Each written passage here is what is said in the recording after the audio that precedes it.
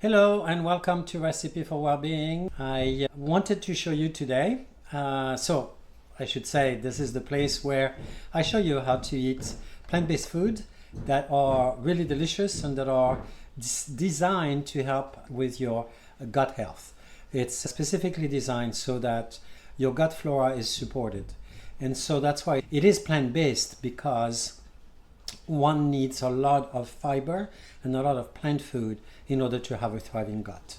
So that's my focus.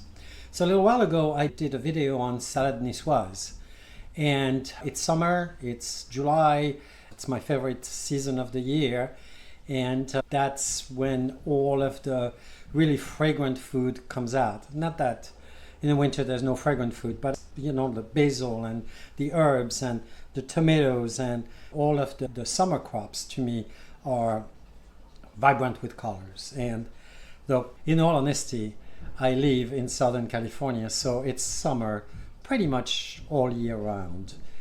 Almost, not quite. Anyway, so niçoise salad just got me thinking about another one of my favorite summer dish, which thien niçoise. Niçoise, sorry, there's no E at the end.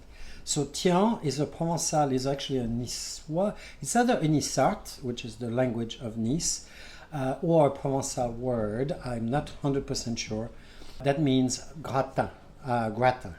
So there's no cheese or anything like this. It's just something that is layered and baked in the oven. So in this instance, we have lots of different vegetables. And those are the basic vegetables. I sometimes put eggplant in it. That works really quite well. I just didn't have eggplants today and didn't feel like it. So then, therefore, what we have are tomatoes. We have zucchini. We actually have some yellow zucchini as well. Some red onion. And then I have an assortment of different pepper. And as you can see, the pepper is already cooked. It's actually partially cooked, because when you layer everything, it's going to go in a very hot oven, like 400, 425 Fahrenheit. Degrees Fahrenheit, I should say. What I find is that the peppers take longer to cook than the rest, and I don't like it. I don't like raw pepper. My body actually does not like raw pepper. I don't digest it. So to remedy this, I simply saute the peppers in a little bit of olive oil with salt and pepper. I cover it. It starts steaming a little bit. It's halfway cooked. And then when the whole thing is ready, then everything is very even and perfect. So there we go. Those are the vegetables. They're going to be brushed with olive oil. And then on top, I'm going to be scattering some fresh thyme and some fresh basil. Now, the basil, I don't want to put it at the beginning because the flavor is going to disappear after being in the oven for 35, 40, 45 minutes, depending on how hot your oven is actually. Because even though you put a certain temperature or certain thermostat setting on the oven, it does not always mean that it's at the temperature that it says. My oven is preheating, and what was I going to say? The basil, by the way, this I just got this at the farmer's market. It's lemon basil. It's just like crazy intoxicating. That reminds me of summer. So what we're going to do, move this away to the side slightly, moving my, even though it's pretty, I'm going to keep it here. So there's a little bit of green. I won't need the chopped basil right away. And this is my olive oil. It's actually a mix of olive oil and avocado oil. If you've been watching some of my videos, it's something that I like to do. In this instance, I'm stretching the olive oil because it's a really expensive oil, and I like to use it for finishing, not for cooking. This is my favorite way, my favorite combination of oil to use for cooking. So it still has a good, nice amount of olive oil flavor. It's not quite as potent. So I have one of those Le Creuset dish, and you don't have to line it with parchment paper. However, I do, and I like to, because when it's done, it's a lot easier to just pull it out and cut it in pieces for different presentations. It gives me more flexibility. Where if I put it in the dish, well, it's got to stay in the dish. So it works if it's a buffet and people help themselves, then it doesn't matter. But if you want to do something else, i.e. make a vegetable lasagna or use it on a sandwich or anything, then it's a lot easier to cut your vegetables cooked in like sections and keep them in the fridge, and then you have a lot more flexibility with that. Anyway, how this is going to go is I'm going to do it this way. It doesn't really matter. I think it's going to be a little prettier if I do it this way. I'm going to brush my parchment paper with a little bit of oil. It almost doesn't need to, but I prefer to do so. That's why I'm doing it. Sometimes there's no reason why I do things a certain way other than I like to do it that way. Sometimes there are real good reasons, and I try to share that whenever I do have some good reasons. So let's say we will start with starting with some tomatoes.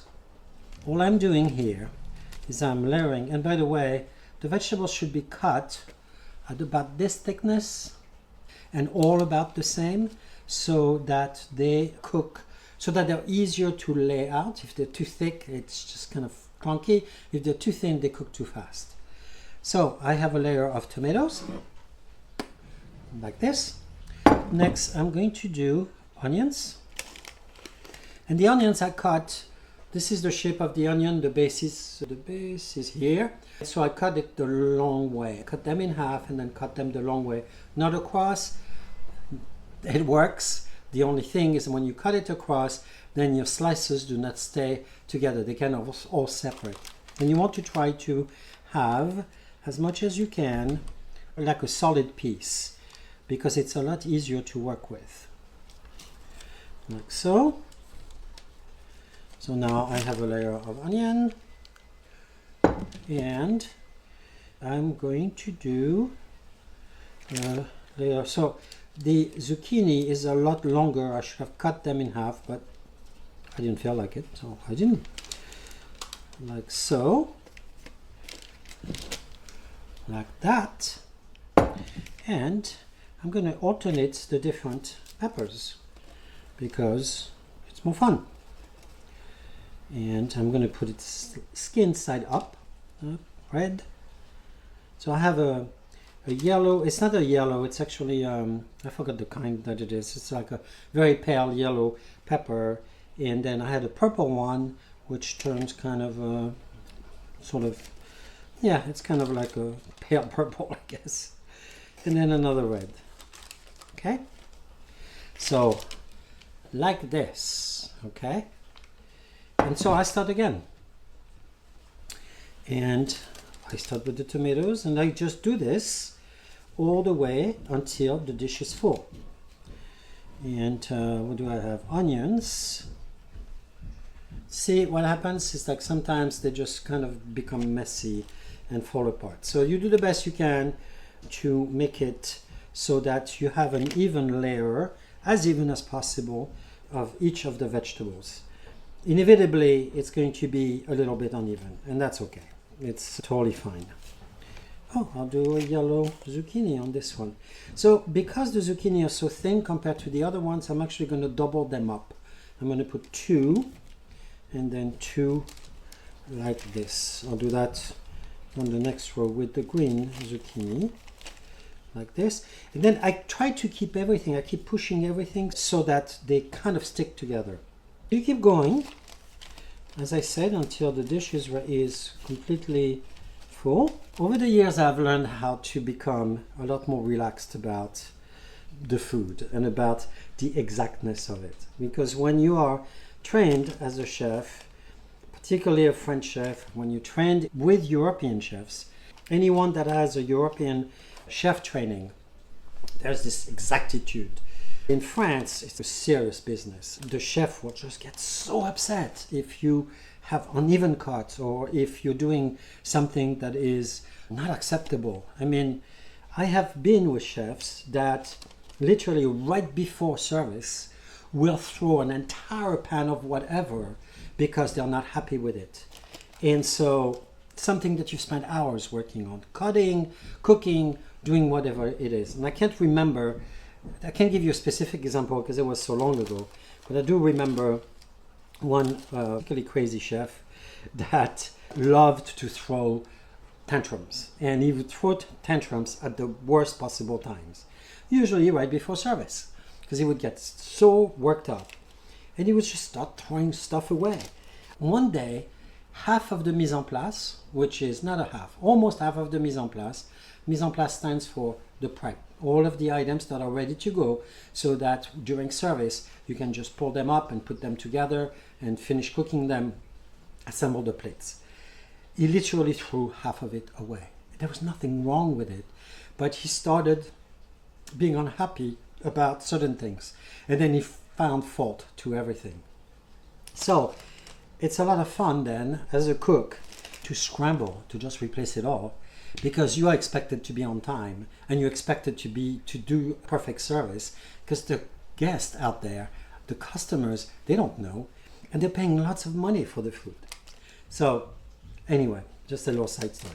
Okay, I have gone all the way. Now I'm going to do, since I still have some left, and I want them to be really, I want some thickness to it. So the trick here is I'm actually going to push the amount and see if I can do that evenly. I can just put another layer of each of the vegetables.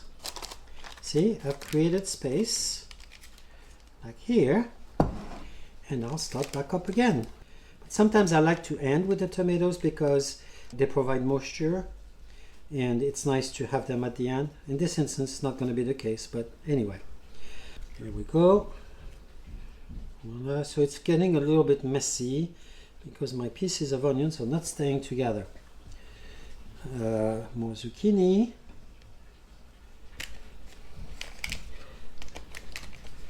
And like so. And then I'll finish with, you know what I'll do actually? I'm going to alternate peppers and tomatoes, because I have a few slices of tomatoes and I still have some peppers. Then the final thing that I do is I press it to make it even, like so. Like so. This is layered vegetables. The final steps is to brush the vegetables with a little bit of oil. I try to not put too much oil on the peppers because they have a little bit already. I also try not to put too much oil, period, on the overall thing, because otherwise it's not quite as good because it's a little too oily. Like so. And having it thicker, like the way I did it by packing more into it, also diminishes proportionately the amount of oil to the ratio of vegetables. So we have oil on top, we add salt, season it like so. Then I have my sprigs of thyme. I'm just going to scatter them on it like so. I'm not going to bother chopping it, and we're ready to put in the oven. There you go. So now the only thing that is missing, besides the cooking of course, is the chopped basil. And as I said earlier, I will add the basil at the very end. When I pull it off the fire, I will just scatter the basil so it doesn't overcook, and then all the fragrance of the basil oil then will be released. So I am ready to put it in the oven. It's actually going to go for about, because it's a pretty thick, it's a big dish, it's a thick dish, and it's a thick amount of vegetables, my guess is going to be about 45 minutes. So I'll see you then. 35 minutes later, actually it was 40 minutes that it took. Here we go. The tian, the roasted Provençal or roasted Niçoise vegetables are done. As you can see, they are a little drier, they're a little more reduced in size, I guess is what I want to say. It still is a little bit warm. I'm putting now my basil like so, and oh my goodness, the flavor is just so good. And here we go. This can be served warm, it can be served at room temperature. I have quite a bit here, so I'm not sure what I will do with it. I may serve it with a salad. I can use the vegetables, actually cut them up and put them in a salad. I can also, there's one thing that I will do, is vegetarian lasagna. My brain is not working. I love to use this as some of the layers of vegetables. It keeps refrigerated really well for a week to 10 days, and it is extremely versatile. So the other thing that I actually forgot to tell you or show you before I put this in the oven, while I put this in the oven, I had some bits and pieces of the vegetables left. And so instead of not doing anything with it, I started sauteing them, and then I put them in the oven to roast. And with this, I will just put that through the food processor and make a roasted vegetable salsa.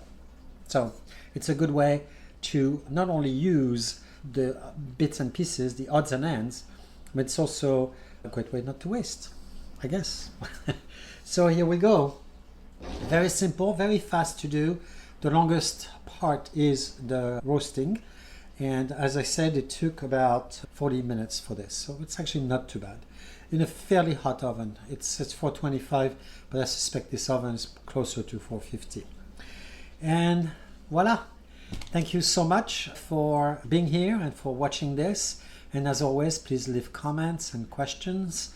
Let me know what you think, if there is anything that you'd like to hear from me. And wherever you are, have a great rest of your day, evening, morning, wherever you are in the world. Until next time, goodbye.